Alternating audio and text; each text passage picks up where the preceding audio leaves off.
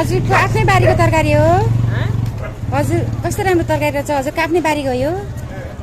ए कस्तो राम्रो रहेछ सिमी भएको कसरी हो नि 20 रुपैयाँ ए 20 हो ए आमा सुन्नु न छ नि म तरकारी किन्नु आएको होइन ए सिमी लाने भनेको नि आमा अनि 20 रुपियाँ भन्नुभयो म त तरकारी किन्ने पैसा गोजीमा हालेको थिएँ कहाँ झऱ्यो कि आमा एक भाग दिनु न नत्र म भोलि बिहान ल्याइदिन्छु नि पैसा हेर्नु कस्तो अप्ठ्यारो परेर नि आमा आमा साँच्चै ल्याइदिन्छु कि भोलि बिहान कस्तो अप्ठ्यारो परेर नि आमा नत्र भने यसो धर्मै हुन्थ्यो नि कस्तो अप्ठ्यारो परेर क्या आमा कता झऱ्यो साँझलाई खाने तरकारी नि छैन आमा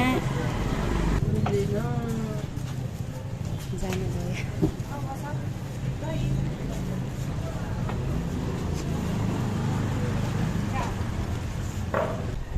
आमा मैले साँच्चीकै मागेको होइन कि सानो सामाजिक परिचय मात्रै गरेको हो कि मैले हजुर दिनुहुन्छ कि दिनुहुन्न भनेर